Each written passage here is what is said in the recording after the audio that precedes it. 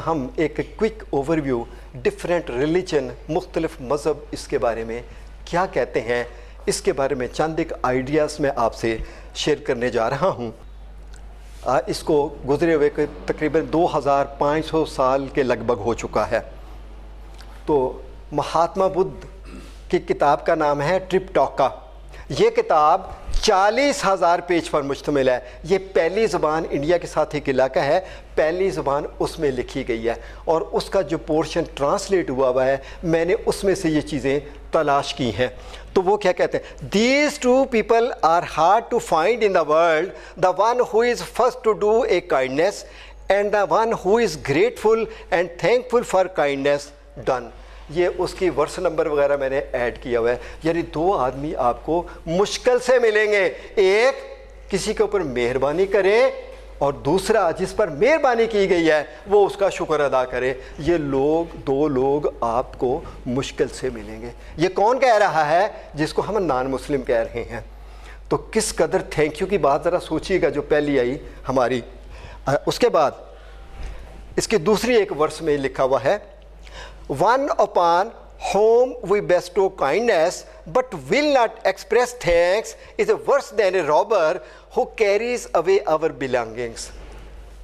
یعنی اگر کسی نے آپ کا کام کر دیا ہے اور آپ اس کا شکریہ ادا نہیں کرتے تو یہ اس ڈاکو سے بھی بدتر ہے جو آپ کا گن پوائنٹ میں سامان لے کے چلا جاتا ہے، اس ڈاکو سے بھی بدتر۔ اب ذرا کس قدر یہ وہ نان مسلم بات کر رہا ہے۔ اور اس کے بعد اس کے ڈیفرنٹ ورسز جو ہیں، یہ 12 ورسز ٹرپٹاکا میں مجھے ملیں جن کو میں نے تلاش کیا، ممکن ہے اور بھی ہوں لیکن میں پوری کتاب تو خیر شاید گو تھرو نہ کر سکتا، لیکن یہ مجھے اس کے 12 ورسز ڈیفرنٹ جگہوں پہ ملیں۔ اس کے بعد ذرا سکھزم پہ آئی ہے، سری گرو گرنتھ صاحب جی، یہ کتاب جو ہے یوگی بچن، یہ سکھوں کی کتاب ہے۔ اس نے بھی بڑی خوبصورت بات کی، یہ کہتے ہیں the only way relationship between you and a God can be established is if you become grateful and build up a standard of a gratitude۔ یعنی آپ کے درمیان اور اللہ کے درمیان، لیکن ایک بات ذہن نشین کر لیجئے گا، یہ نان مسلم کہہ رہے ہیں، اس کو نہیں بھولنا آپ نے، نان مسلم کہہ رہا ہے کہ اللہ اور آپ کے درمیان اگر تعلق بنانا ہے تو پھر آپ کا شکر ہونا چاہیے اور پھر کانسٹنٹ ہونا چاہیے، اس کا ایک سٹینڈرڈ یعنی کانسٹنٹ ہونا چاہیے۔ اور جب یہ آپ کر لیتے ہیں تو پھر آپ کے ساتھ کیا ہوگا؟ پھر وہ کہتا ہے کہ آپ کی زندگی میں سکون اور اطمینان آ جائے گا، پھر آپ کی زندگی میں خوشیاں آ جائیں گی، اور پھر آپ کی زندگی کے مقصد کی تکمیل ہوگی۔ یہ اس نان مسلم کی رائے ہے۔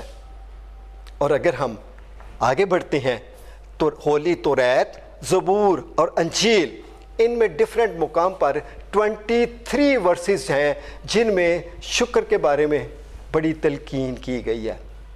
اور اب آتے ہیں ہم لیٹسٹ آئین جو آ گیا، اور وہ ہے قرآن۔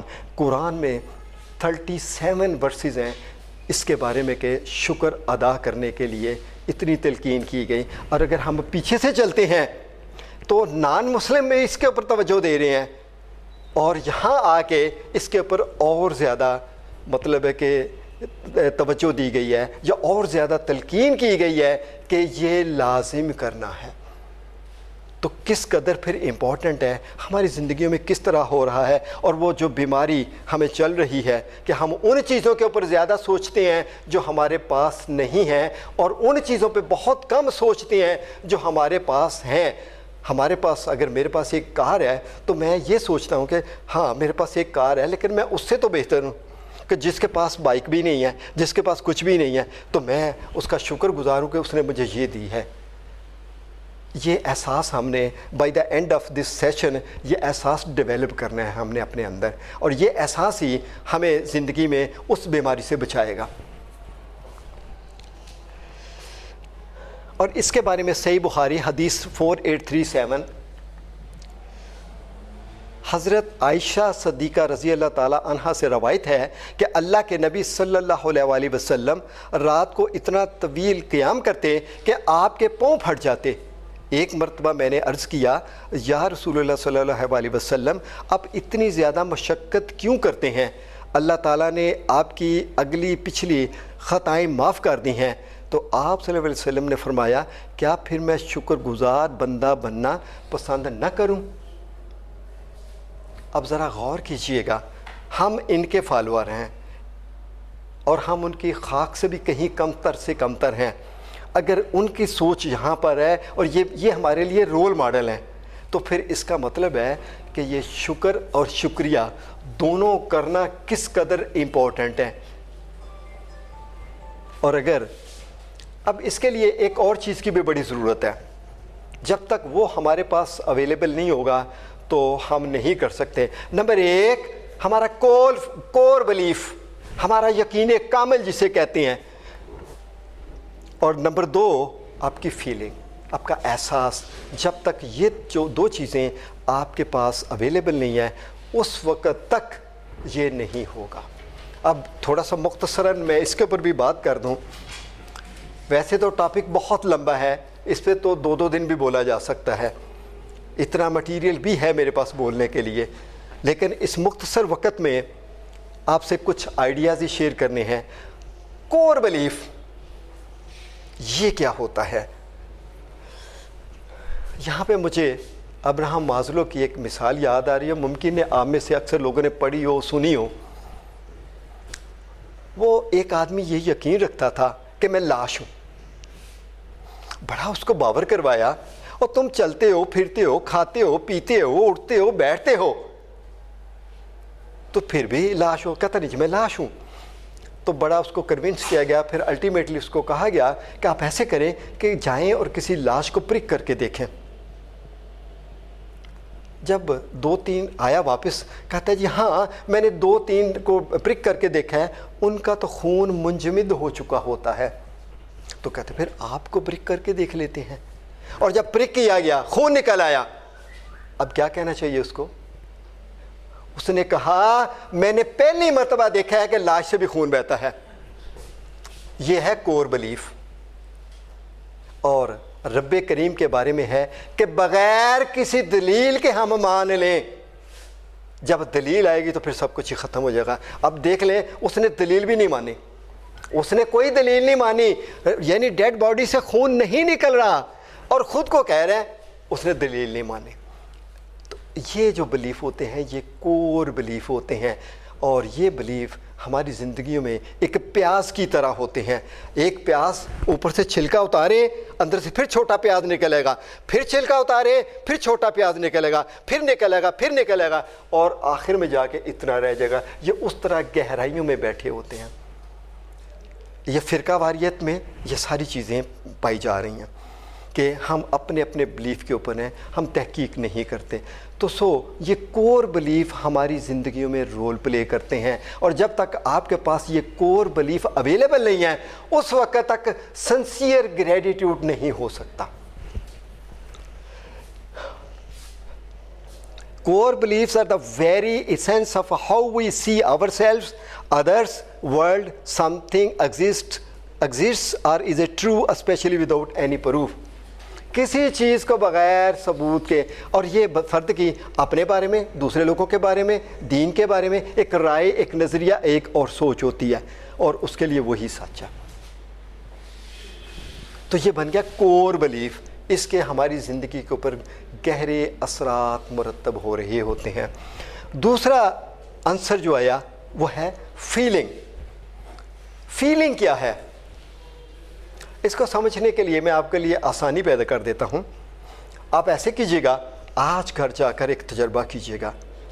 ایک برتن میں پانی گرم کر لیجئے گا اور دوسرے برتن میں برف ڈال دیجئے گا اور پانی ٹھنڈا کر لیجئے گا۔ ایک میں ٹھنڈا یخ اور دوسرے میں گرم، اور گرم اتنا ہو کہ آپ کا ہاتھ نہ جھلسے لیکن گرم ہو۔ اب دونوں میں ہاتھ رکھ دیجئے گا 5 منٹ کے بعد، اور ایک نارمل پانی کا بھی لے لیجئے گا برتن، دونوں میں 5 منٹ ہاتھ رکھیے گا، اور اس کے بعد دونوں کو یکمشت اس نارمل پانی میں ڈال دیجئے گا۔ جو آپ کا ہاتھ گرم تھا اس کو پانی ٹھنڈا لگے گا، اور جو ٹھنڈا تھا اس کو گرم لگے گا، جبکہ ٹمپریچر اس کا نارمل ہے۔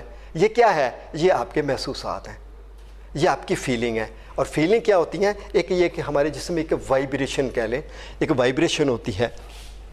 A vibration, a wave or a frequency run through the body and a mind other than the senses. See, hear, touch, taste and smell. یعنی 5 physical senses کے علاوہ، اب آپ نے 5 physical senses کے علاوہ اس کو سینس کیا ہے، یا آپ اس کو کہنا چاہیں تو چھٹی حس بھی کہہ لیں، it's your choice, those are our feeling. اور سارے کا سارا جو مسئلہ ہے وہ ہے ہی فیلنگ کا، اور فیلنگ اس قدر امپورٹنٹ ہے۔ یہ دیکھیے گا، ہم بنیادی طور پر محسوسات کی مخلوق ہیں۔ ہم اس طرح محسوس کرتے ہیں جس طرح کہ کھائے پیے بغیر ہم نہیں رہ سکتے، اسی طرح ہم محسوس کیے بغیر نہیں رہ سکتے۔ یہ اس قدر امپورٹنٹ ہے۔ اور دیکھا جائے تو ہم بیڈ یا گڈ فیل کرتے ہیں، فیلنگ کی ٹائپ 2 ہی ہیں۔ اب آپ کہتے ہیں tension, depression, fear, phobia, shyness, lack of confidence, grief, یہ کیا ہے؟ ساری بیڈ فیلنگ ہے، ساری بیڈ فیلنگ ہے، لیکن ان کو نام دے دیے گئے ہیں۔ اور بالکل جس طرح ہم کھائے پیے بغیر نہیں رہ سکتے، ہم فیل کیے بغیر نہیں رہ سکتے۔ آپ کو ابھی ٹیلی فون پہ کال آتی، اوہ یار اس کا ایکسیڈنٹ ہو گیا، ساتھ ہی آپ کے اندر فیلنگ آ گئی۔ یعنی اتنی انسٹنٹلی یہ ہمارے اندر آتی ہیں۔ تو بنیادی طور پر انسان جو ہے یہ محسوسات کی مخلوق ہے۔